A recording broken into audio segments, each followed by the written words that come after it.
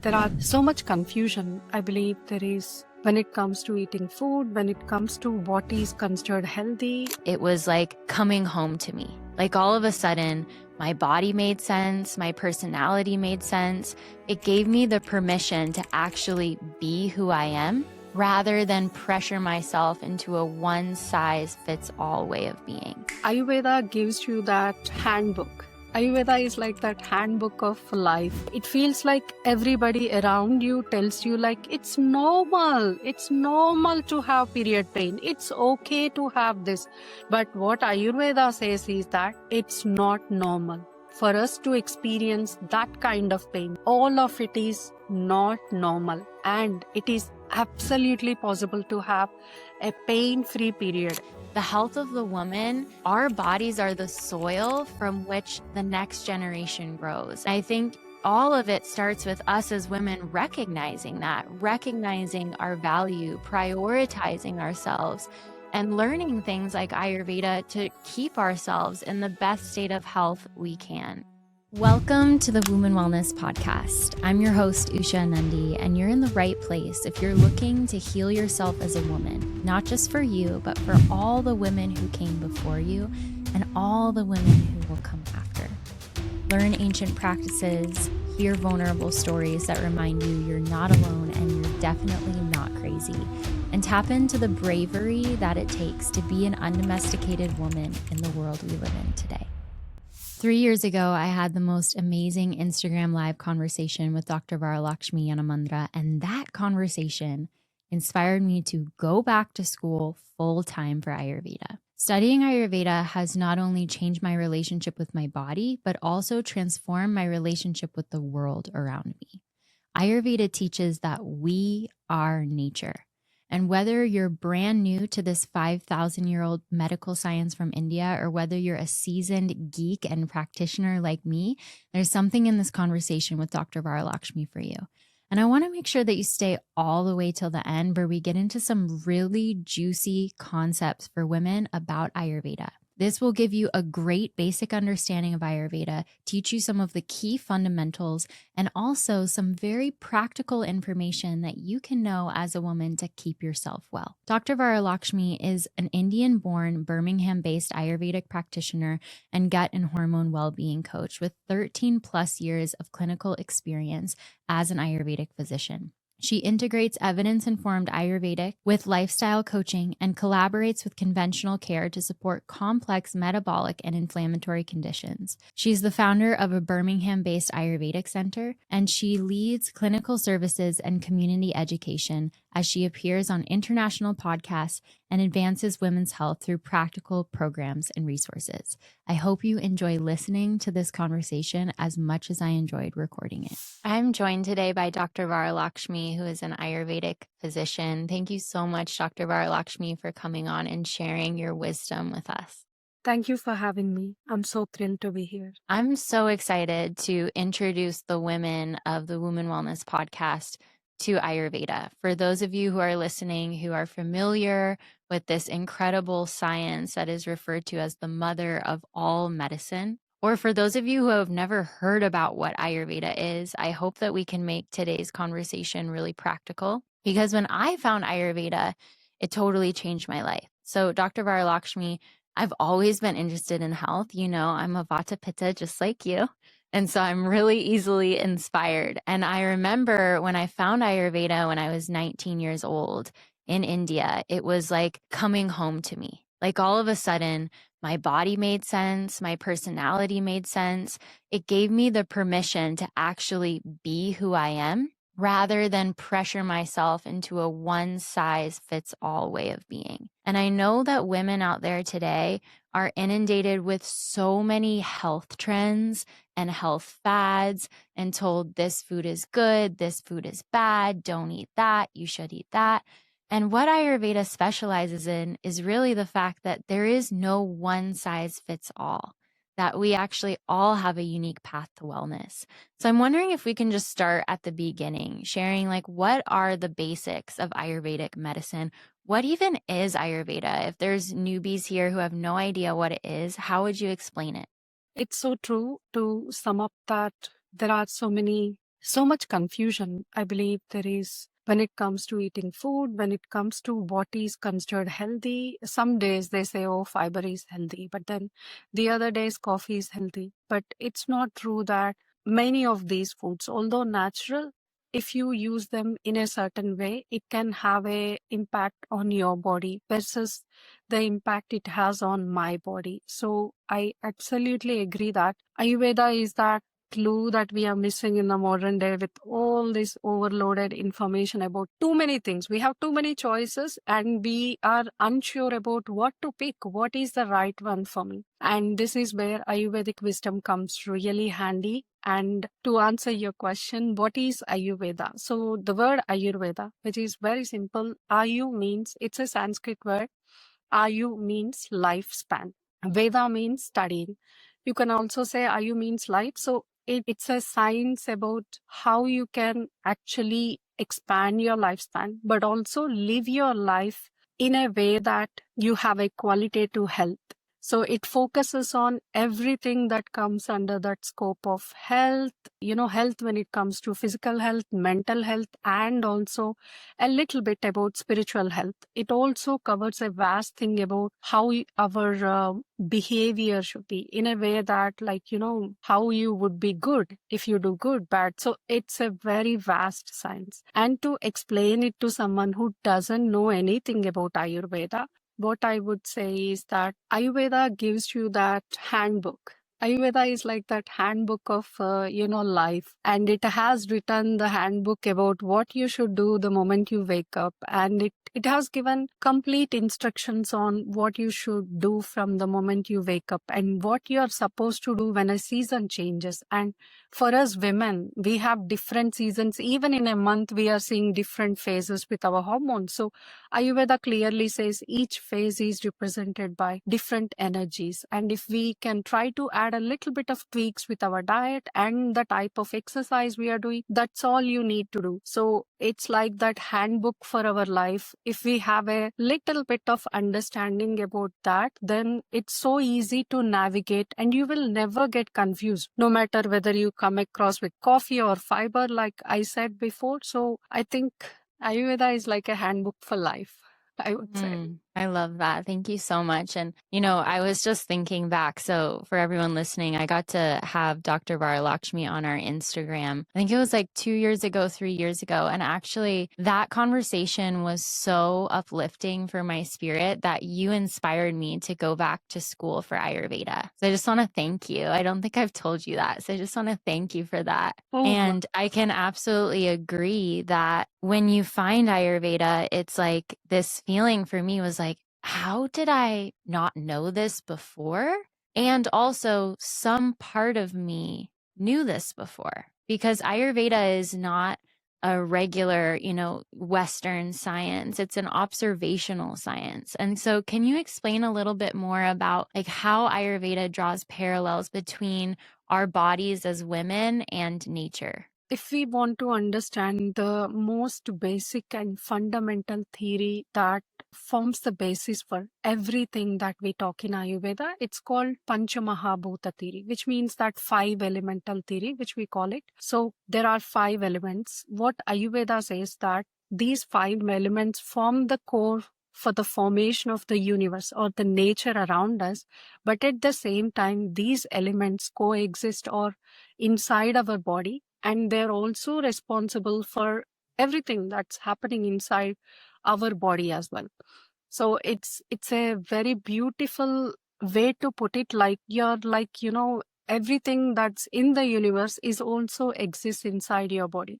So that's why it's a very beautiful theory, and also it makes really sense. So this Panchamahabhuta theory, or the 5 elements, are, one is Akasha. So this vast space that we are looking, everything that exists, and this space is called Akasa, we call in Sanskrit. So you can think of Akasa, you can relate it internally inside our body as the, spaces that exist inside our body, like channels and spaces, organs, spaces everywhere, right? So you can relate it to that. And then Akasa, Vayu. Vayu is the air universally outside in the universe. Air is responsible for all movements, for the rains, for the clouds to move, for everything, for us to breathe. Internally, this air or Vayu is responsible for all movements. So think of circulation, think of the food which is moving out of our digestive system, even the period bleeding that moves out of our uterus downwards. Even for that, we need that air. And for our very existence of breathing, that also we need Vayu.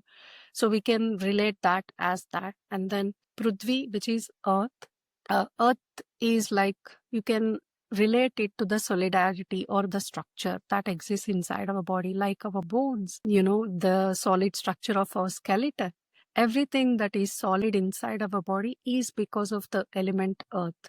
Then Agni, which is the fire that is responsible for all transformation. In the outside universe, we can relate to fire as the energy that transforms.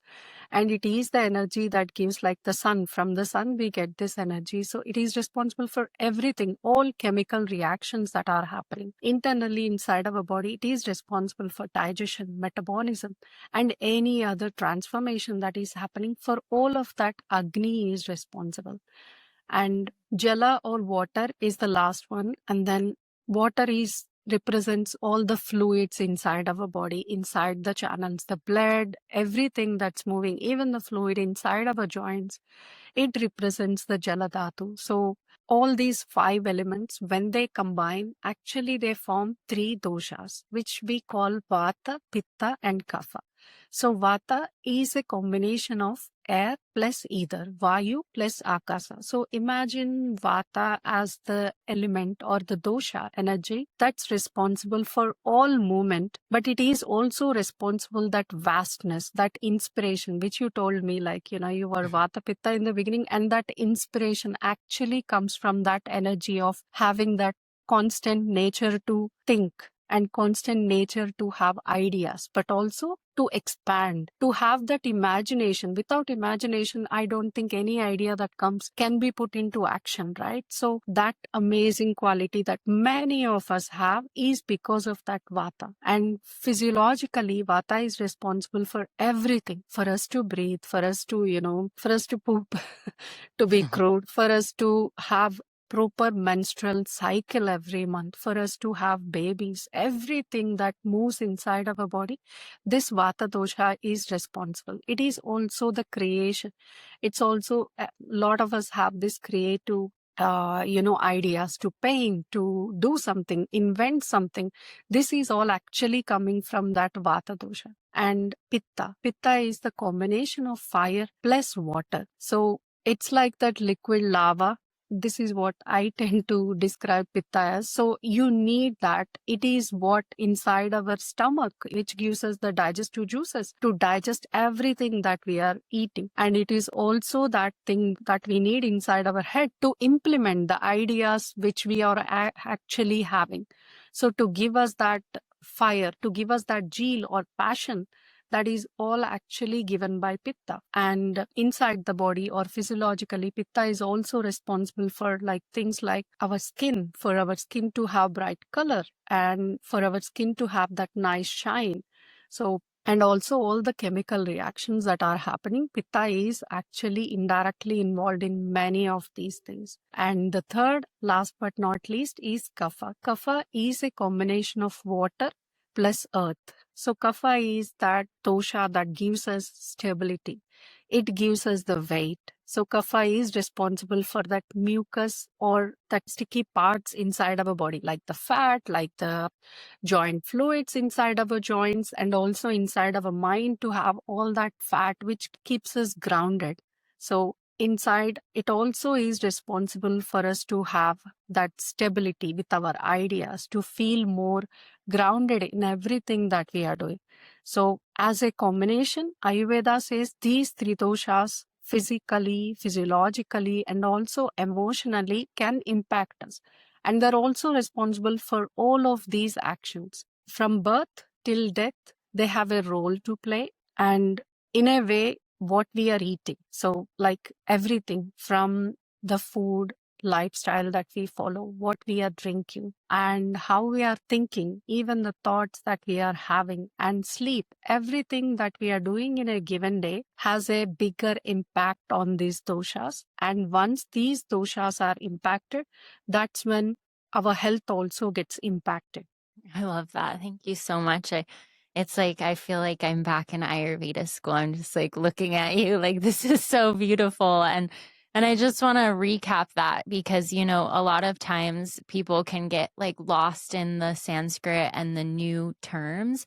And so how beautiful that is that you said that, you know, the 5 elements that exist outside of us and create the world outside of us also create the physiology and the psychology within us. They affect us on every level. And so, you know, I've noticed for a lot of people who are new to Ayurveda and new to this way of looking at the world and interacting with the world, that one of the best ways that they kind of get interested in it, because, you know, humans, we're all really interested in ourselves, is by finding out their dosha. And so I get a lot of students coming to me being like, what's the best way to find my dosha? I took this dosha quiz and it said this, but that's confusing because of that.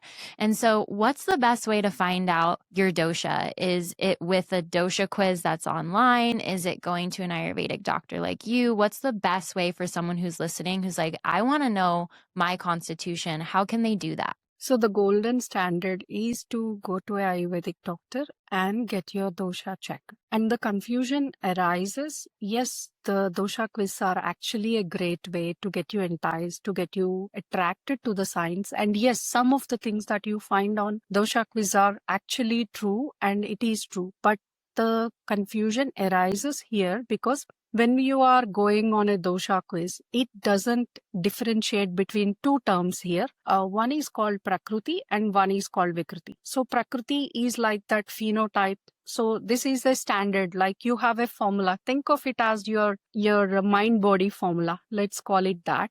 And it is permanent. So it is decided when you are born and it stays with you. So it can be defined by permanent traits like for example, your skeletal structure, like, you know, whether you're tall, whether you're thin, whether you're short, or these kind of skeletal structure usually stays the same, whether you gain weight or not, because weight can be changing at any point depending on what we are eating, all of those factors, right? But your bone structure usually stays same. And your appetite pattern, like your appetite and your digestion.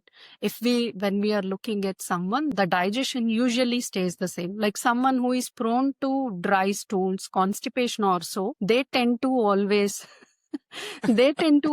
end up with that unless they are careful. So for you as a person, you will understand, oh, my stools can be always rough. If I'm careful, they get better. But if I go like not sleep or do anything like eating salads, then it will go back to where it was. So things like that are very important, like hair color, or there are some permanent traits like this which we look when we are doing, you know, Prakruti and Vikruti analysis. And look, let's talk about Vikruti. Vikruti is this state which is changing. So you can call it the state which is always moving, or we call it like an unhealthy state. So for example, yesterday you are a Vata Pitta Prakruti, right? I'm also a Vata Pitta Prakruti. So for example, you or me, because we went to a party and we got too excited and we ate, let's say, a lot of spicy food, right? Next day, we can end up having diarrhea, or we can, because that fire inside and the pitta inside our body, both are correlated, and then we can get sick. So depending on what we are eating, what you done with your lifestyle, if you end up with a health problem, then that state where you are unhealthy or where you become sick, it is called the phase of Vikruti. So when we are going on all these online quizzes, what they are doing, so today you are doing the quiz. So it tend to check your things, like it will ask, oh, how is your digestion? Are you having any problem? And most of the time what we are doing is we are checking and then we are selecting what we are going on at that point, right? So there is a little bit confusion when it comes to understanding it. If we rely on something like, you know, these quizzes, that's a confusion I believe most of us face, or most people face when they try to understand. So that's why someone one experience, like a practitioner actually eliminates all these things and asks you questions like for women, because both of us are women and most of our listeners are also women. One of the important right that I tend to ask for women is the age that they had first menstruation. It is a very good marker to say that how they're, because the hormones are setting in, and the first period that comes for us women, general experience is that for a Vata Prakruti person, Vata Prakruti women who is Vata Prakruti, they can have late period, rather like, 13, 14 years also they don't bleed. For a Pitta Prakruti person, they are like the first one to bleed, like 11 or like very early they will start to bleed. And for Kapha Prakriti, it could be in between depending on how their metabolism, but they also tend to be a little bit late bleeders. So it's one of the very important right for women that I tend to take as a marker to assess their Prakriti. So all these important things you understand and because you are practicing Ayurveda, or a practitioner can actually know this. But to get started, I do believe all these things like, physics and everything are a way to get started. Great. Thank you for that thorough answer. And, there's so many things that, first of all, I wish I had you and knew about Ayurveda when I was younger, because I was 14 when I got my period. And I remember most of my friends had already started their periods. And I was like, what is going on with me? Like, why won't my period start? And I was asking all of my friends, like, what is it like? What's it like to have your period? And I was just like waiting for my cycle to begin. And then I finally got it when I was 14 years old. And I thought something was wrong with me. And I think that is such an overarching theme for women, is that because we think that health is one size fits all. Oh, if you're healthy, you should eat this. If you're healthy, you should be able to tolerate this. If you're healthy, you should be able to exercise like this. And what Ayurveda teaches is just so far beyond that. And I remember, I have a story with Prakruti Vikruti is, for a lot of my life, I was a vegan and vegetarian. And so I ate a lot of salads, as you were talking about. I was super constipated my whole life. I just thought that's how it is. And I was also around like 30 pounds heavier because I was never satiated. I was snacking all the time. And so when I first took a quiz, an Ayurvedic quiz, it came out that I was Kapha because I had a lot of heaviness, a lot of lethargy, a lot of fatigue because my digestion wasn't strong. I had a lot of coldness in my body and I was heavier. And so I thought, oh, I'm Kapha dosha, like, oh, wow. And then I remember I went to India for the first time, and one of my Ayurvedic doctor friends, he read my pulse, we did a consult, and he was like, you're Pitta Vata, you're Vata Pitta. And I was like, oh my God. And I remember for the next month, I was teaching on a yoga teacher training and teaching with one of my friends who had studied with Dr. Lad. And she's like, yeah, you're Pitta Vata. And I was like, I'm Pitta Vata. I was like, I'm not Kapha. I'm Pitta Vata. It was like these like veils lifted, and I could finally see myself for the first time. It wasn't that I was ungrounded. It's that I was inspired. It wasn't that I wasn't patient. It was that I had all this energy. It was like clearly I could see myself and accept myself as I was, rather than trying to be this thing that I thought I should be in order to be healthy.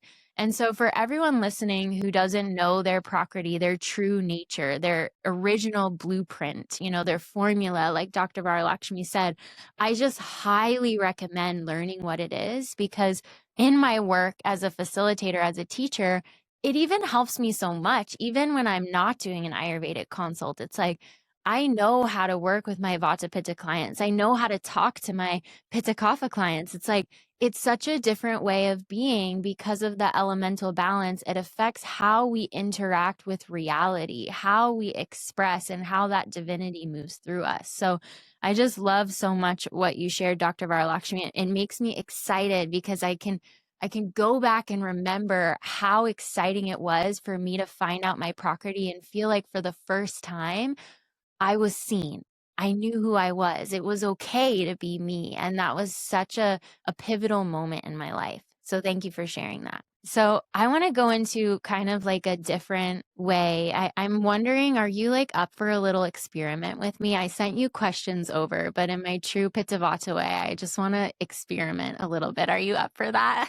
Yeah, absolutely. Okay, great. So a lot of people, when I do Ayurvedic consults, like they're surprised, like, wow, no one's ever asked me these kinds of questions before. And one of the things that I know women in our community love is this idea of reading the signs of the body. And so I'm wondering if you're willing to look at my tongue right now and just tell everyone a little bit about what you see on my tongue, because I know that this is a part of an Ayurvedic consult.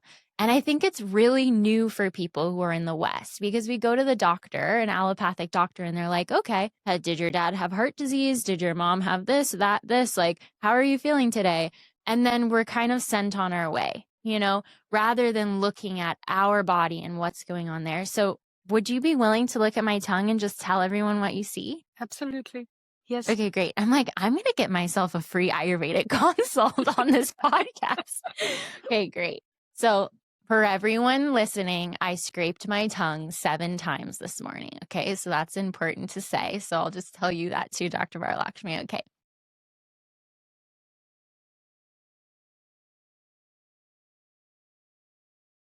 Okay.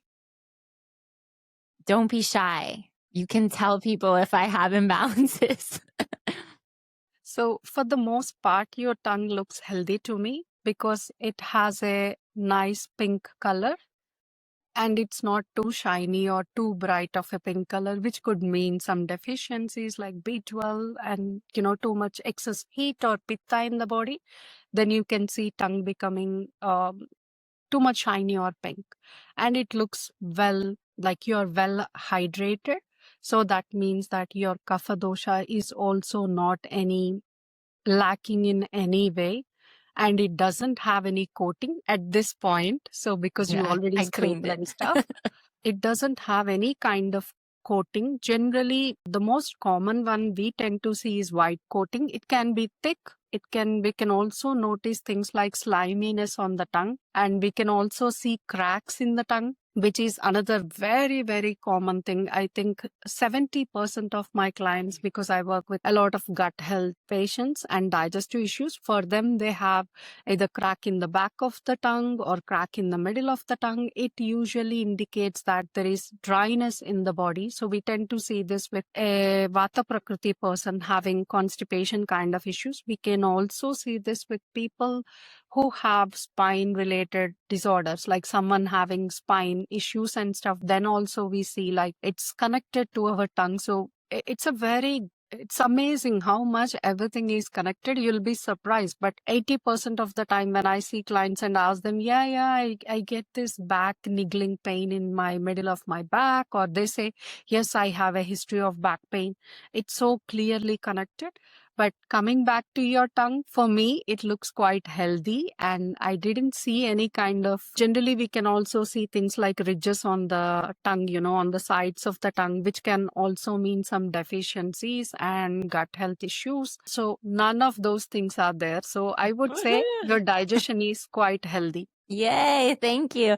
And I'll just tell everyone that Ayurveda works. So that's proof. My tongue must be proof that Ayurveda works. And thank you for doing that little fun thing with me, because what's amazing for me is that I can tell how my body is changing based on my tongue. Looking at it every morning, it's like, whoa, I can tell if what I ate yesterday didn't work for me. I can see it on my tongue. And so I wanted to bring this in because in Ayurveda, it's not just about your physical. We can see the mental, we can see the emotional, the energetic, everything is connected. And I think that in the West, that's not really common. It's like you go to your doctor about period issue. You've got painful periods or really bad PMS, PMDD, and you're like losing your mind every month before your cycle. And the doctor might address the physical issue, but then they'll send you to a psychotherapist for the mental issue or a psychiatrist. And so Ayurveda really is that integrative medicine where we can address the physical, the emotional, the mental, the spiritual all in one. And it's all reflected on the tongue. And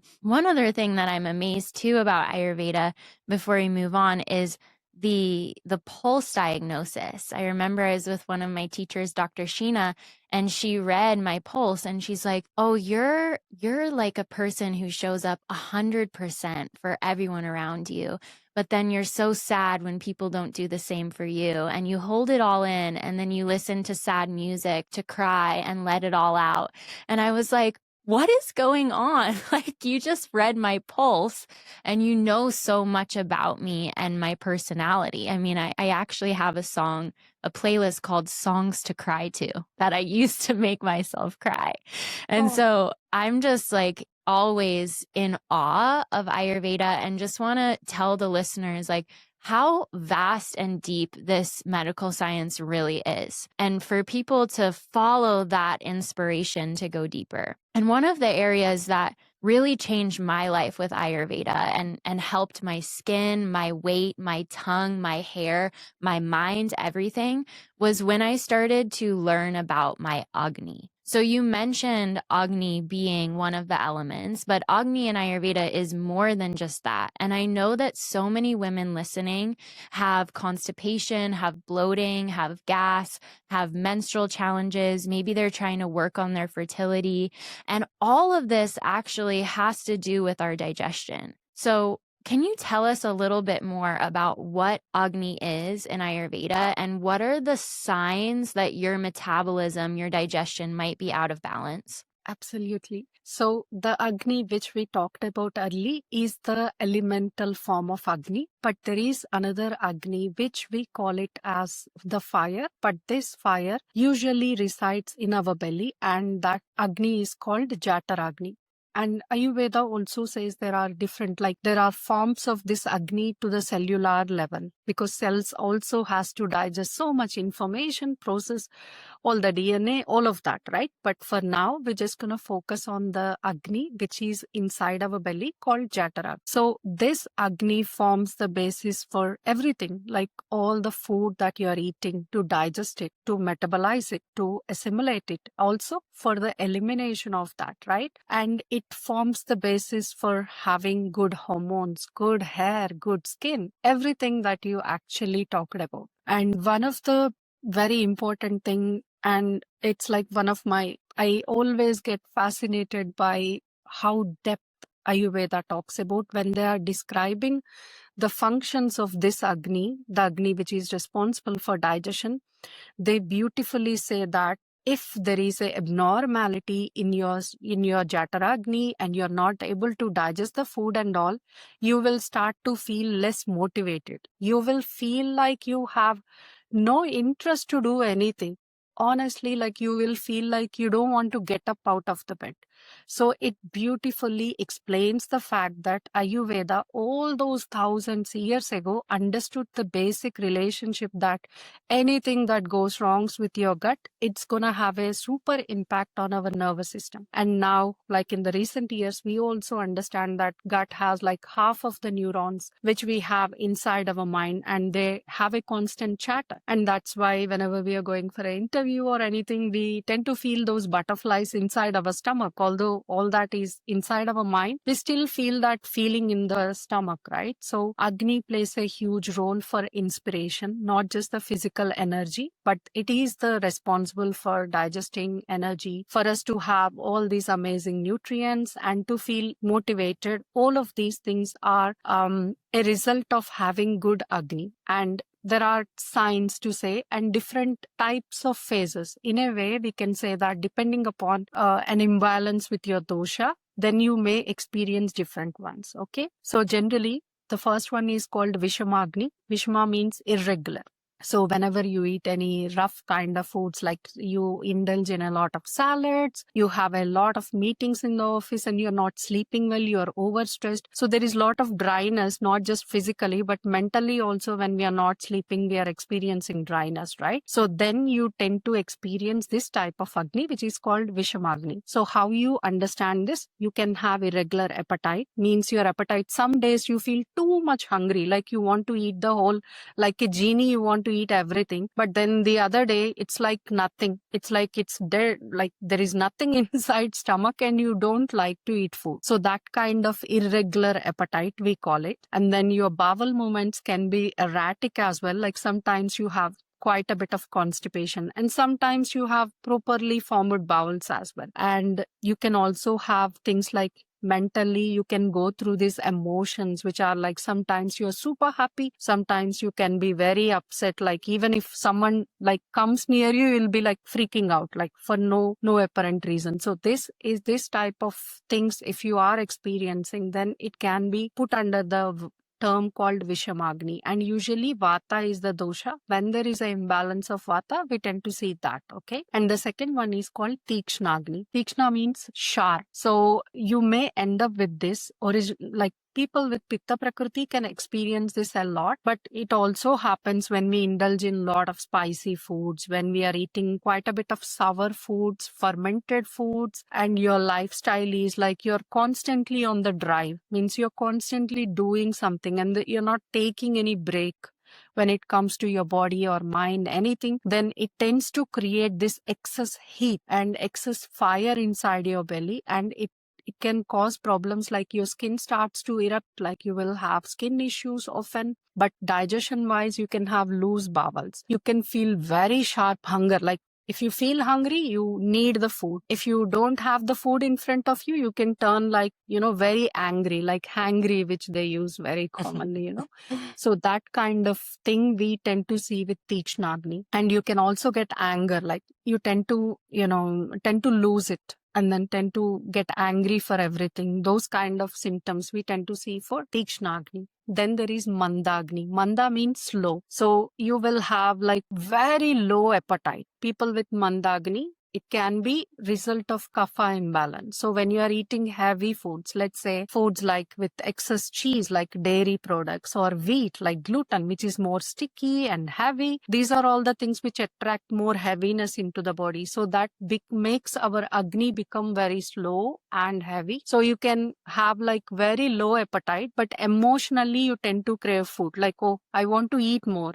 So it could be like it can be described as emotional hunger. You're just eating to satisfy some emotion or some kind of a stress, but physically you will have no appetite, like stomach is not hungry at all, and your bowels can be very slow, or you can experience very sticky kind of stools and stuff. Emotionally you will feel low, like you don't want to do anything, kind of like, oh, I don't do anything, or you don't interact with, like, you don't want to be social. Those kind of symptoms we can see with Mandagni, and that is the Kapha. So these are all like imbalanced states of Agni. But one which is we consider as a balanced state, it is called Samagni. Sama means balance, okay? So this type of Agni, you tend to feel hungry at least 3 times a day. And the first thing that a Samagni person feels is the motivation. Like you get up in the morning, you feel like, yes, I need to win this world. That kind of inspiration or like, enthusiasm you carry with you. And you are always like, emotionally, you are very happy. And physically, you have the energy to do things. You will always feel like, yes, I can do this. You don't feel lack of energy physically or mentally. And your bowels are well formed. When it comes to your stool, you will have a well formed stool and no other physical symptoms like skin issues or any other kind of issues you don't face. So that is the balanced state of Samadhi. And for us women, especially if your Agni is better, you tend to have very least issues when it comes to your period. Like your period comes on time and you don't have any normal issues that we are facing like mood swings or pain, or these things are much, much under control. Thank you so much for going through that, because I think A lot of times people think about gut issues as like, oh, I should just take probiotics, or, oh, I need to go on a gut kind of cleanse. And one thing that I see a lot of women doing in our world today is when they're trying to work on their womb or work on their fertility, they'll buy all of these expensive supplements, expensive herbs, exotic herbs, and some of the Ayurvedic herbs that are becoming so common and popular, like ashwagandha and shatavari, those can't even be digested unless your Agni is strong. And so it's kind of this really funny thing where it's like we're spending so much money trying to nourish our body, but we're missing the whole point of what actually needs to be strong. Because if your fire isn't strong enough, it doesn't matter what kind of logs you put on it, it's going to create smoke.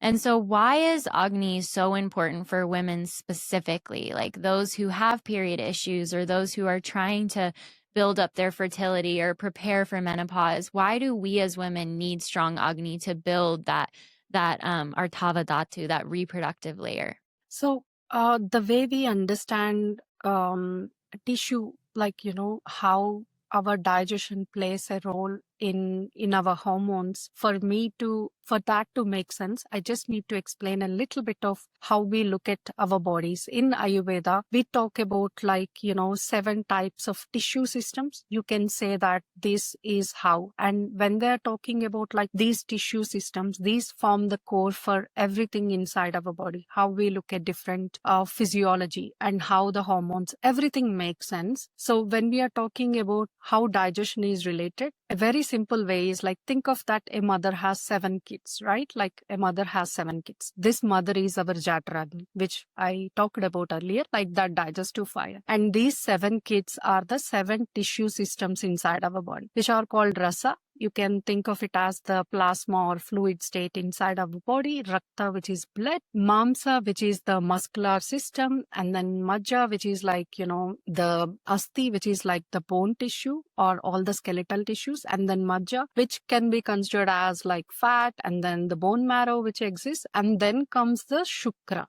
the reproductive tissue. So that's like the last one of all the tissues that are getting formed, the shukra or the reproductive tissue. And that shukra means not just the male reproductive tissue, it's the formation of both male and female tissues inside our body. Okay.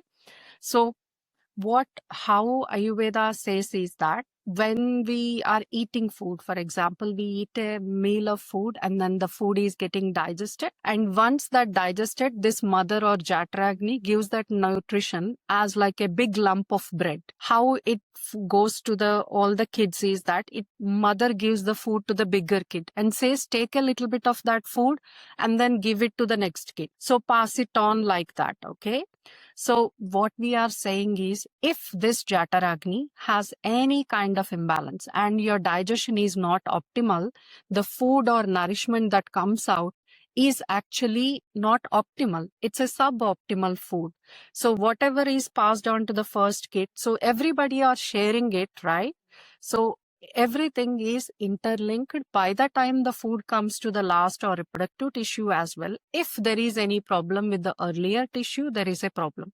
But the core here or understanding is that if your digestion is optimal, you cannot have a optimal hormonal system or reproductive system. That's why the first thing normally we tend to focus on, no matter what kind of problem, hormonal problem a client has, or fertility or menstrual or anything, once we start focusing on their digestion, their hormones become better, their periods become more healthier. So everything comes back to that Agni or digestion. And that's why the focus is always on, okay, eat well, digest well, and then everything else we can, get better. Like first is the digestion. Did I make sense? Yeah, definitely. Thank you. And that's like such a revolutionary thing that I want all women to hear, this idea of, your last layer of tissue, which in Ayurveda is your reproductive layer, it's going to go out of balance first. It's like the last thing to be nourished, but one of the first things to become yes. undernourished.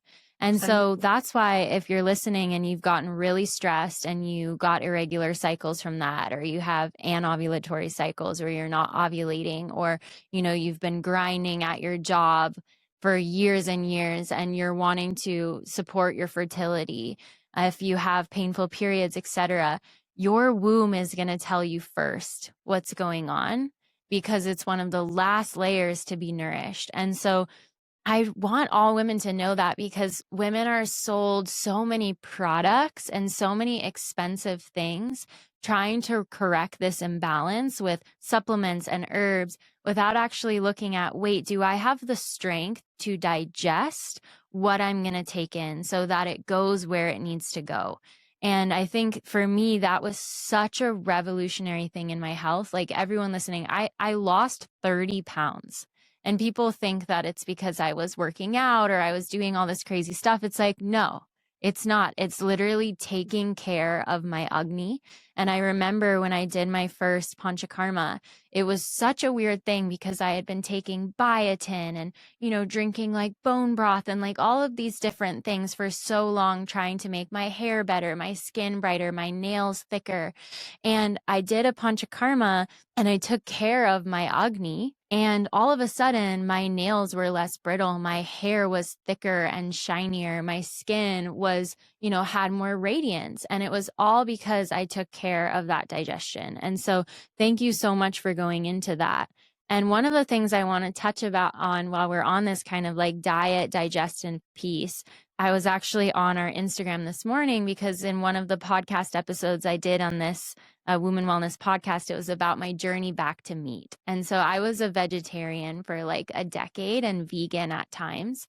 And then when I went back to school for Ayurveda and when I found Ayurveda, it was actually the inspiration to start eating meat again. And I know that that is also why I lost 30 pounds, because my body was grounded enough to stop snacking all the time.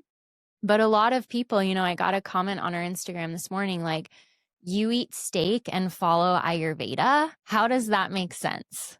And so I know that there's this big idea that Ayurveda is a vegetarian science, but actually when we look at the texts, they say differently. So can you explain a little bit about this idea of if you're going to follow Ayurveda, you have to be vegetarian? And is that actually true? No, it's not true. In Ayurveda, all the natural food, everything that nature gives us is treated as a medicine. So everything, grains, meat, nuts, seeds, they talk about everything that nature gives us and how it can be utilized for our body to become healthy. So even just like how red rice is something as a food, but it is also considered as a medicine for someone who is having fever or who is sick. Actually, red rice is said to be medicinal. Similarly, they talk about different types of meats at that time when Ayurvedic texts which were written in Sanskrit, at that time they describe all the different meats and they talk about, if someone is severely emaciated, someone who went through someone went through a surgery or someone went through a long-term infection or something and they lose a lot of muscle mass. It is a normal reality thing for everybody, right? For that kind of person, having a meat soup is absolutely nourishing. And there is a chapter in Ayurvedic Sanskrit text in Charaka Samhita in the first part of, Sutrasthana, which we call like the earlier parts where they talk about all the fundamental basic principles of Ayurveda. There they have a chapter where they highlight like, this herb is best for this herb is best for that, this food is best for this. It's like a something ultimate kind of thing. They say like, this is best for this condition. There, it's clearly said like Mamsa Rasa is the best for nourishment. When it comes to nourishment, meat soup specifically is the best nourishment that someone can have. But put this into context, how we understand this, right? Like Ayurveda also talks a lot about spirituality, talks a lot about food and how it affects us emotionally, right? Like when it comes to that, they still say that Mamsarasa, while it is nourishing, not all of us can digest it and not of all of us can actually absorb it. Yeah. So we have to put into context of our genetics. Like if my ancestors ate meat for whole my life cycle or their life cycle, then my genetics have actually adapted to get better and get nourished faster when I start eating meat. Even if I stop eating it for few years, like in your case, because you have an ancestral line of where I'm guessing they are meat eating people, right? Oh yeah, That Irish. is We're why. like meat, meat, meat. Yes, that is why the moment, although you thought that, oh, salads are good, all these things are good, and you went on that journey, it's a journey of self-discovery, right? You went through it, but once you come back to your what it is that ancestral for you, then your body quickly started to heal. It's not because you are eating, when you ate salads, your body didn't actually lose weight or anything, right? So it is so true for so many women. I come across so many women. It's like vegetarianism and veganism is such a spiritual thing. And for all my life, I have been a vegetarian. And this is a choice. And my ancestors and my parents have been vegetarian. So for me, I have never faced any nutritional deficiencies, honestly speaking, because there is other spectrum of this argument where people say not eating meat, oh, you have this deficiency, that deficiency. But I have never faced any deficiencies because my genes have adapted. So Ayurveda talks about all these into consideration, but all food is considered medicinal. But it has to come from nature, not from a factory. As long as that, it's medicinal. Thank you so much. And I love that you brought in the nuance there of the genetic component, because again, I think a lot of us think about health as a one size fits all. And I hear so many womb health practitioners, in our world, there's so much draw to be controversial because it's what gets the likes and the clicks and making these big statements. And I've seen some people say like, I won't work with you if you don't eat meat. Like, I only work with women who eat meat. Or, when I shared with my community that I eat meat again and that it was like so life-changing for my health, so many women were like, cancel her, she's fake. How can you say that you're spiritual and also eat meat? And so, it's such a personal, as you said, it's a journey of discovery, and coming back to our Prakriti is our true nature. That's the connection with ourselves and who we truly are, that natural way, that blueprint of being. And for me, eating meat was such a huge revolutionary thing because I had to break through a lot of my own beliefs, of being a devout yogi to do it. And once I did, it really changed my health. And so what I appreciate about what you said is that Ayurveda goes beyond the binary, that it's not, is this good or is this bad? It's, is this good for you at this time? And I really want women to hear that, because as women, we go through so many different cycles. We're in our fertile years and we're ovulating every month. We're bleeding every month. We're pregnant. We're growing tissue from our tissue. We're postpartum. Maybe we're breastfeeding. We're healing. It's like there's so many different cycles that we go through as women. And so one of the cycles that I want to go into right now is the menstrual cycle, because there's this huge movement of starting to align your life with your cycle. And originally, my original background before Ayurveda was holistic nutrition and traditional Chinese medicine. And so I used to teach the cycle in terms of the 4 seasons, but Ayurveda actually splits it up into the 3 doshas. And once I started following that and like, okay, when I'm premenstrual, I'm super Pitta elevated. Like, watch out. I tell my partner, like, these are the things you should say, and these are the things you should not say when I'm 5 days out from my period. And it really helped me bring so much compassion into my life and help my whole family understand what it's like to live in alignment with nature, because as women, we are nature. And so we bring that energy of cyclical nature into the home. So I'm wondering if you can kind of go through what the 3 doshas, how they relate to the menstrual cycle, and how women can feel that in their bodies. Absolutely. So as we understand, if we take a 28-day cycle, which is a standard period or menstrual cycle for us, The first 4 to 5 days is the beginning of our cycle, or which is the menstruation phase, right? So this is predominantly considered as a Vata phase, because Vata is when they are talking about, or generally, Vata is the energy, which I explained as well. For any movement to happen, Vata is the dosha that's responsible for it, right? Specifically, when it comes to our menstrual cycle, there is a subtype of Vata, which we call Apana Vata. So this is the Vata which is actually going downwards. So this subtype of Vata is responsible for us to have a pain-free, smooth, kind of a properly bled cycle, which we consider as normal. Okay, so during this phase, because the Vata has, like, think of Vata as air. The air can go upwards, the air can go downwards. So in this case, this air is actually going downwards. This is one of the reasons why it is said that as women, we need to find things which are more grounding, like to do things you can still move.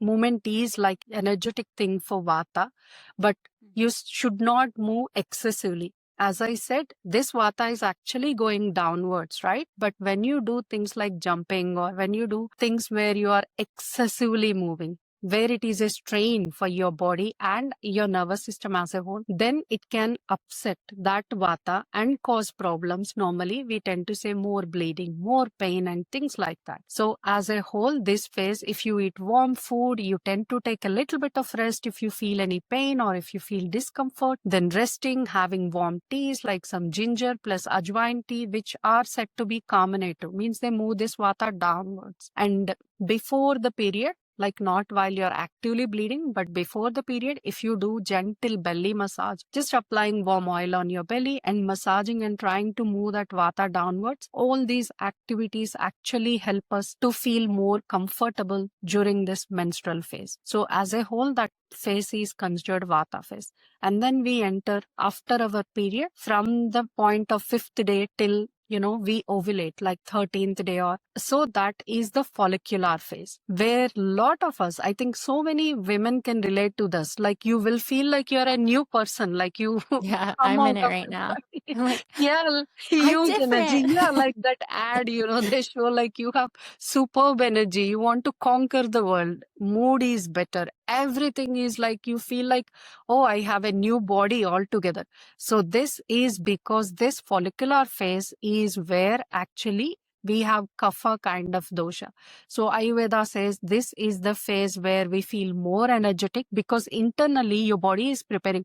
Your womb is actually preparing to receive. Like if we are to ovulate and then conceive, that means something, a growth is going to come, which is like a festival for our womb, because evolution wise, I think conception is something that's the purpose of the womb, right? So that follicular phase is a kapha phase. So you can do a lot of exercise. So this is a perfect time to go to gym, sweat, work out, be more active, eat more.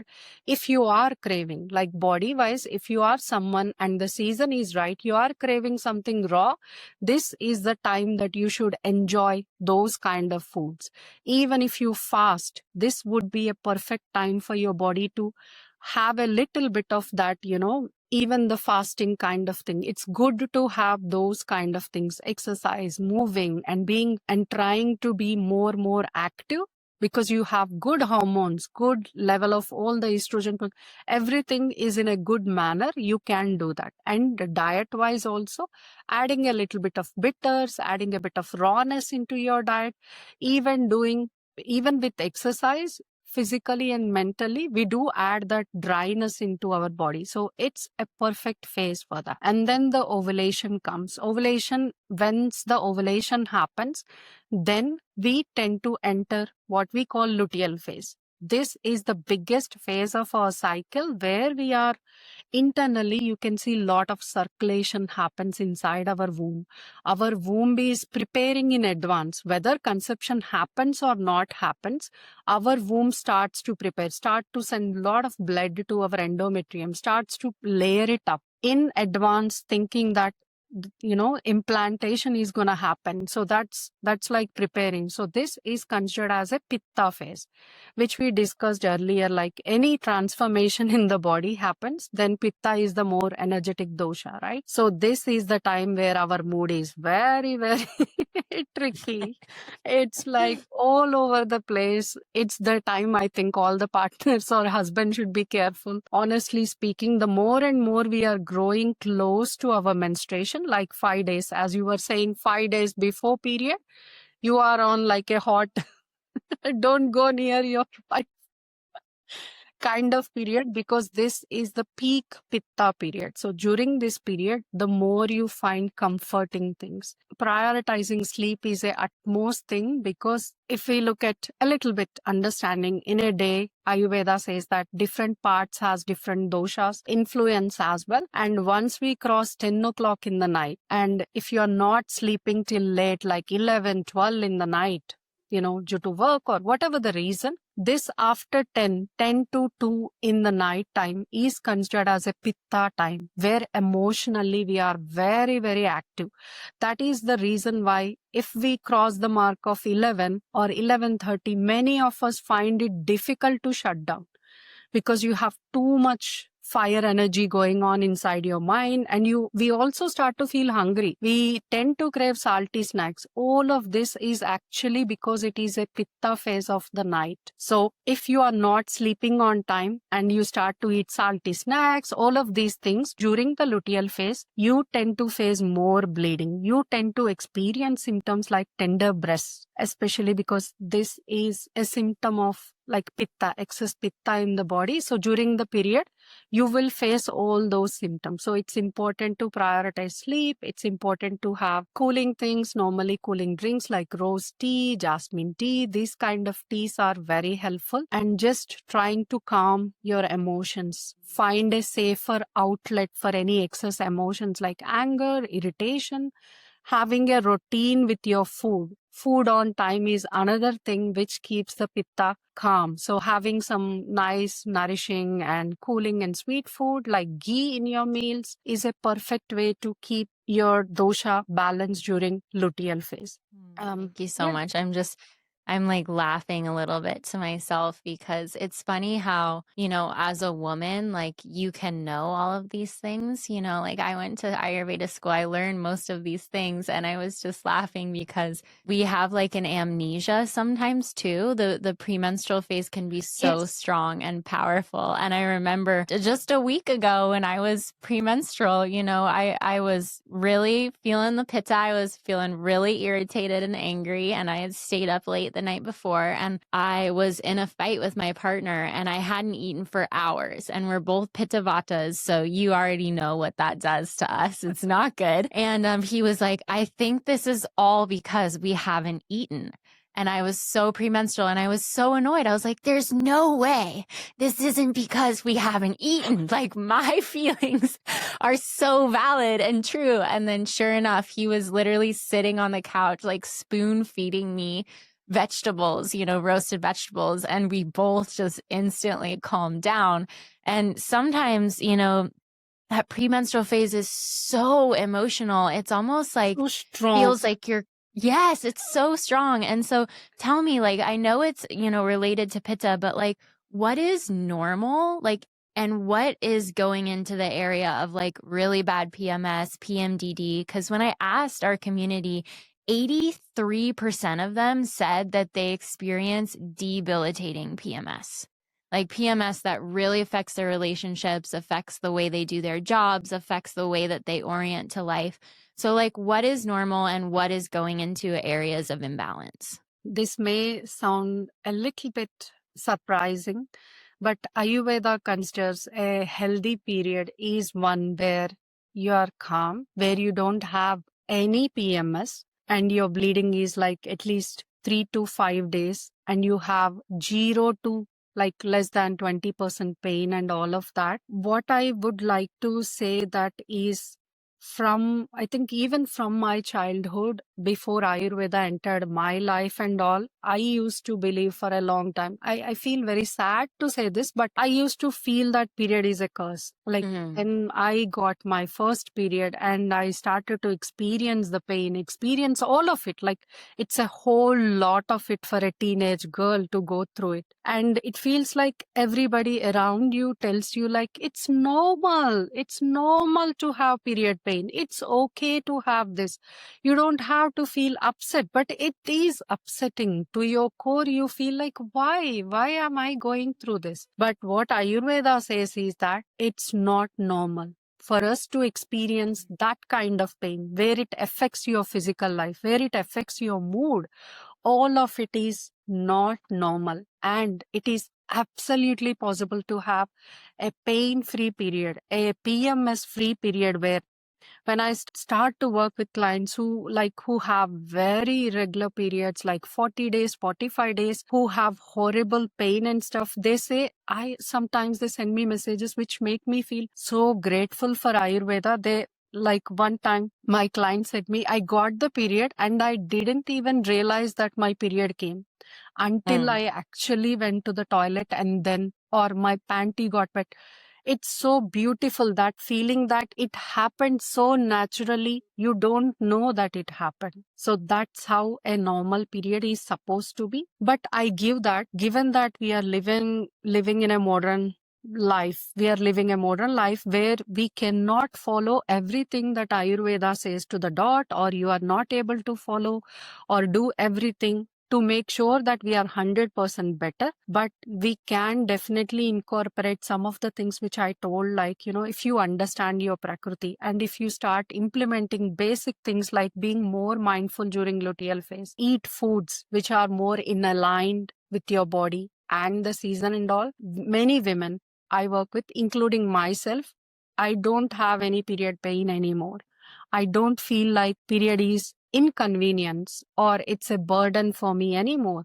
For a long time, since Ayurveda, I started implementing it as much as to my ability. I have a pain-free period and I have a fairly comfortable period. So I do believe all of us can experience that if we welcome that change, if we are open to actually making some of these things into our practice, putting some of these things into our practice. Thank you. It's such a beautiful intention to hold, that, we don't have to suffer just because we go through these changes. And I think for me, when I look back on my life and I think when I've been the most balanced, I've had cycles where it's like, just like you said, your client, like my period comes and I'm like, oh, wow, yeah, I forgot. I didn't even realize I was premenstrual, because for me, it's never really been about period pain so much as super bad PMS, especially after having a child. It's like, I look at my calendar and I'm like, 5 more days? No. Like, how are we going to survive 5 more days? And yet when I'm doing all the things that you mentioned, it's like, oh, I'm not even counting down the days. I'm just like knowing it's going to come and trusting it, versus really needing that pressure release of the blood leaving. And so thank you for saying that, it is possible. And actually what's quote unquote normal and healthy in Ayurveda is to not have PMS and not have painful periods to the point, where we're like debilitated and can't do things because of it. Because I think it's been so normalized in our culture that if you're gonna be a woman and gonna have a period, you're just gonna have to suffer. And so I love that Ayurveda says otherwise. And this brings me to another question that I have for you, which is, right now I'm like just entering my follicular phase, and I got into this new thing. So I'm the last day of my period, and I got into this new thing this year, which is period underwear. And so I'm wearing these great period underwear, Lunam period underwear, and it really changed things for me, because I used to wear moon cups. I used to wear those like cups that catch your blood. And before that, in high school, I would wear tampons. And I noticed that when I would wear tampons and moon cups, at first it was like cool to see my blood and get comfortable with it and look at the texture and the color and all those things. But then after a while, especially after getting more into my yoga and Ayurveda practices, I felt like there was an energy block in my system, and my body just kept telling me like, get it out, get that moon cup out. Like it was causing this like stagnation, and sometimes it would even feel like it was causing pain. And so what does Ayurveda say about period care, like tampons, moon cups? What does Ayurveda say about that? Because I know a lot of women who I work with say that their cramps get worse, their endometriosis symptoms get worse, etc., when they're wearing tampons or moon cups. It's such a relevant and I think one of the most commonly confused question that many women have. Ayurveda did not technically speak about, what to wear or how we are doing it. As we understand, it was written thousands of years ago. But what we can interpret from Ayurvedic, all the principles and everything, what I understand, and many of the practitioners I know share the similar ideology here, is that Ayurveda doesn't want us to block our womb passage. It never, it's not a concept where, it is considered as a Ayurvedic thing if we are obstructing the flow of our bleeding, because we are supposed to bleed naturally. And if we take that fundamental thing as a fundamental concept as the interpretation here, I do believe tampons and moon cups are actually not great because they are blocking the passage of blood which is coming out. And sometimes if the moon cup, especially we are talking about, then it does obstruct and it is big. It's not small. At least if we say tampon, it swells up, but it's a cotton or, organic one if you're using, even that is also considered as blocking. So technically speaking, although some of the women I know and some of my patients, they do tend to use these things as a choice. And, and I do give them my advice saying that it is not recommended, but some people find them as comfort. Okay. I do have to acknowledge that. But from an Ayurvedic perspective, and personally, I don't use tampons or moon cup either. For this very reason, I do believe that it blocks that flow which comes naturally and it can constrict the, our womb in a way. So, yeah. Thank you for that. And I just want to check, do you have time for a few more questions? I know we went over in my Vata Pitta way. I'm like so obsessed with this. Do you have like 5 more minutes to talk? Yes, of course. 5 Okay, more great. minutes is fine. Great. So I just want to ask just one more question about Ayurveda. So, there's a lot of fear around fertility these days. Men are getting their sperm motility checked. Women are getting their eggs checked, their ovaries checked. And I get women who are like 20 years old asking me about what they can do for their fertility because they're afraid that, they're going to have problems. And one of the things that, where I think Ayurveda really shines is in the preparation for pregnancy. Because a lot of people think, oh, if I'm healthy, I should just be able to get pregnant on the first try. But can you explain why Ayurveda recommends taking so much time for both partners to prepare before conception happens? Ayurveda considers the birth of a child as the ultimate spiritual and as well as a responsibility that both the parents have to bear, mother and father. But physiologically, internally, both the Artava and Shukra, which are the reproductive cells of female and the male, has to be genetically, physiologically, have to have that energy to produce a healthy progeny. And there is a huge branch of Ayurveda, which is called, you must know, Kaumara Bhrutya, which is like the pediatrics. In this branch, they talk about the gynecology and obstetrics are part of that pediatrics because Ayurveda sees the pregnancy and the baby birth and the gynecology. Everything is a continuum. So having a childbirth is not something that you just do it. You have to be prepared like both the mother and father or parents have to be prepared physically, mentally, emotionally. They even talk about the financial aspect of it to say that you have to be prepared for 6 months to 1 year so that you are able to do this big responsibility. And it is not an easy thing to take care of a child. You have to be prepared about it from a long time. And internally, physiologically, if we look at women, our body has to be strong enough.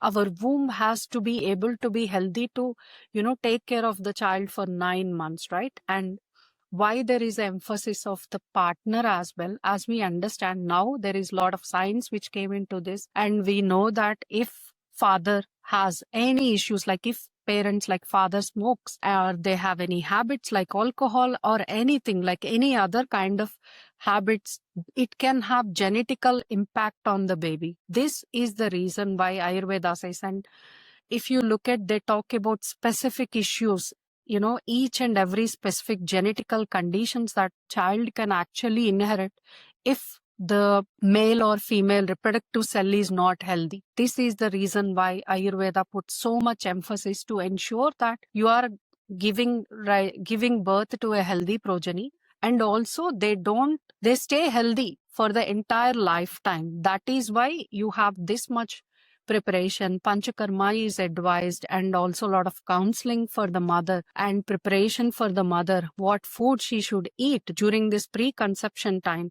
how they should be interacting, how couple should be having a relationship, and how they should connect emotionally. All of this is very beautifully written, like how best we are prepared. And it makes so much sense that in this day and age, we see a lot of issues with the baby, with the kids that are being born physically, emotionally, all of these things. And I think we can avoid a lot of that if we give enough time for ourselves before we start to plan for conception, and make sure that our body, both the parents' body is healthy to the utmost level, possible. Thank you for that. It's so different to orient to that from a place of intention.